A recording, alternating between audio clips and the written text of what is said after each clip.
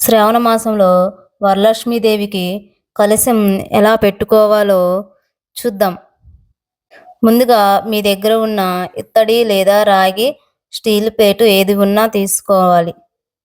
ఆ ప్లేట్‌ని శుభ్రంగా కడిగేసి మన దగ్గర మంచి బియ్యం ఉంటాయిగా అవి తీసుకొని అమ్మవారికి పళ్ళెంలో 5 గుప్పళ్ళు 5 సార్లుగా బియ్యం పొయ్యాలి.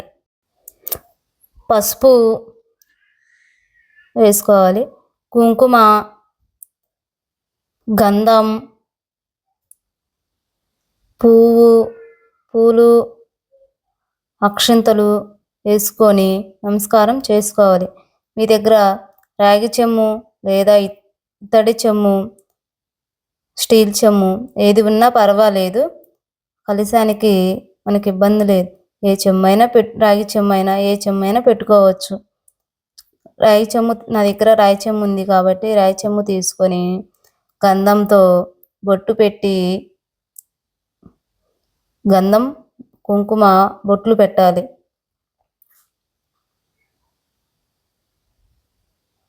మనం ముందుగా సిద్ధం చేసుకున్న రాగి ప్లేట్లో బియ్యంతో పసుపు కుంకుమలు వేసుకున్నాముగా ఆ ప్లేట్లో రాగి చెంబు పెట్టాలి.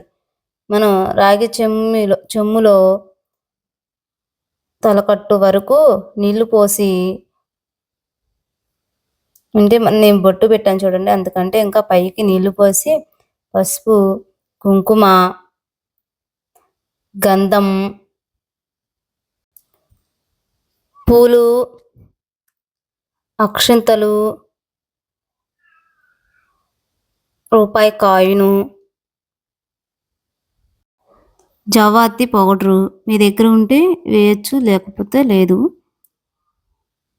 ఎంతో సువాసనమైన జవాతి పౌడరు. తర్వాత పచ్చకర్పూరం ఫ్యాన్సీ స్టోర్లో దొరుకుతాయి. పచ్చకర్పూరం నలిపి వేయండి. ఇంగువ, యాలకులు వేసుకొని కలశానికి నమస్కారం చేసుకోవాలి. మీ దగ్గర మామిడాకులు లేదా తమలపాకులు ఉంటే కలశానికి తీసుకోవాలి. నా దగ్గర తమలపాకులు నేను 5 తమలపాకులు తీసుకున్నాను. పసుపు, కుంకుమ బొట్లు పెట్టాలి. పెట్టి నేను చూపిస్తున్న విధంగా 5 ఆకులతో చెంబు లోపలగా పెట్టాలి. ఒక పువ్వు టైపులో వస్తుంది. ఒక కొబ్బరికాయ, నీళ్ళున్న కొబ్బరికాయ తీసుకోవాలి. కొబ్బరికాయ తీసుకొని చెంబులో పెట్టేసి ఒక జాకెట్ ముక్క తీసుకోవాలి. ఎర్ర జాకెట్ ముక్క. అమ్మవారికి ఎరుపు అంటే ఎంతో ఇష్టం, ప్రీతికరం కాబట్టి మనం ఎర్ర జాకెట్ ముక్క తీసుకొని కలశానికి మనం కొబ్బరికాయ మీద పెట్టాలి కాబట్టి జాకెట్ ముక్కను మడత వేసి పెట్టాలి. ఇగో నేను చూపించిన విధంగా అమ్మవారికి జాకెట్ ముక్కతో మడత.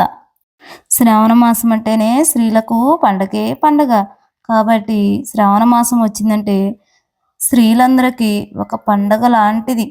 వరలక్ష్మీదేవి అష్టలక్ష్ములు దయతో స్త్రీలందరూ సిరి సంపదలతో ముత్తైదువులుగా ఉండాలని ఎంతో నమ్మకంతో అమ్మవారి ఆశీస్సులతో పూజలు చేస్తారు.